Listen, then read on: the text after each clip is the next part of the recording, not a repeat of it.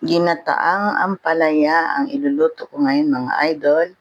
Ito yung ating ampalaya na hiniwa na at meron tayong sibuyas, bawang at luya. At ito yung ating gagawing pampalasa,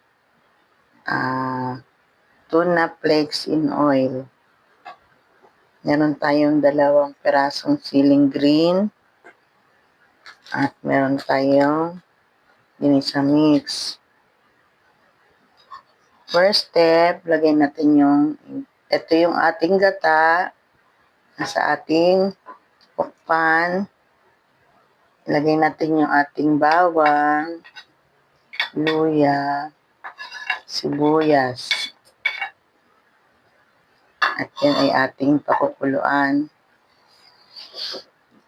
Kasama ng itong ating tuna. Yan. Yan po ang magiging silbing pampalasa nitong ating ginataang ampalaya.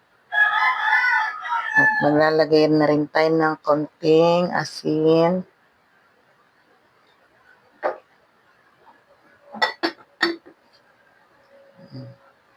Pakuluan po natin yan.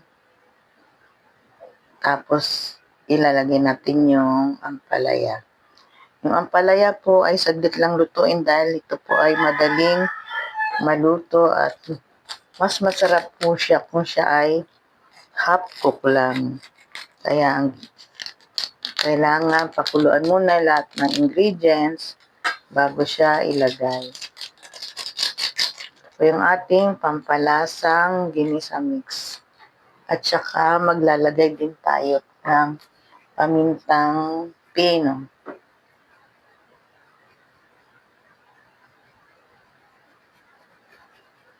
Ayan po. Depende po sa inyo kung gusto niyo marami o katamtaman lang.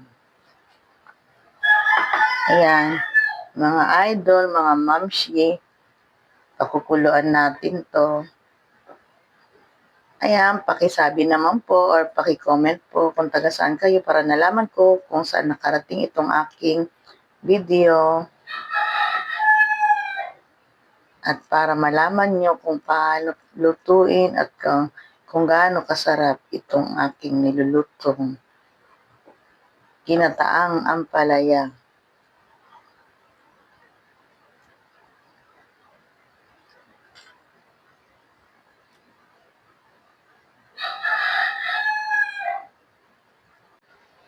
Ayan mga mamshi, mga idol, kumukulo na itong ating gata.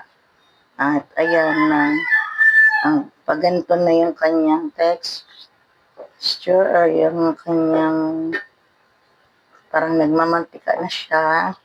Sunod, ilagay na natin yung ating ampalaya.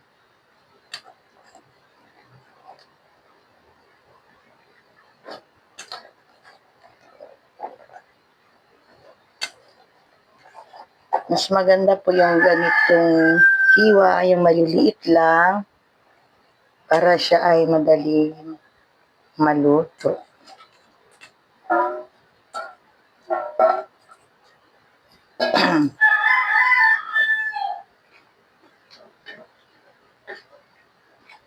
Tsaka po pala itong ginataang ampalaya, hindi po ito mapait pag ginataan nyo. Hindi nyo na kailangang ibabad sa tubig at sa asin ang ampalaya. Pwede nyo po siyang iluto ng hindi pinipigaan or ibinababad sa asin. Nawawala po yung pait niyan.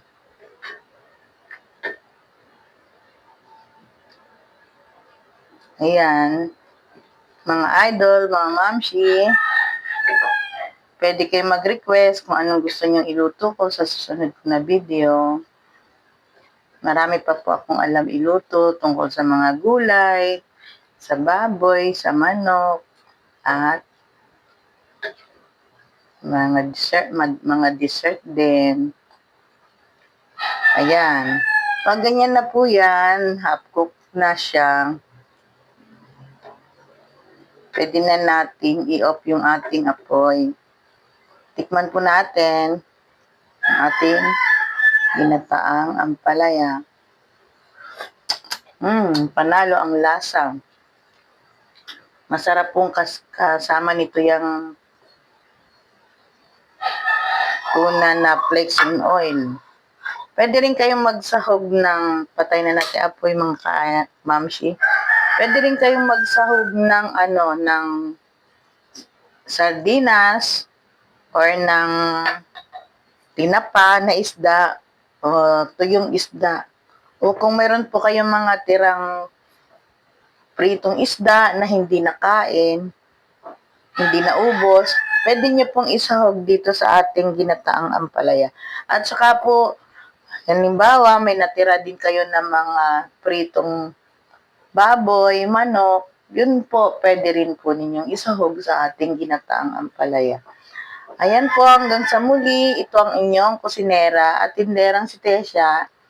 Nagsasabing, God bless po sa inyong lahat. See you on my next video. Bye-bye. Love you.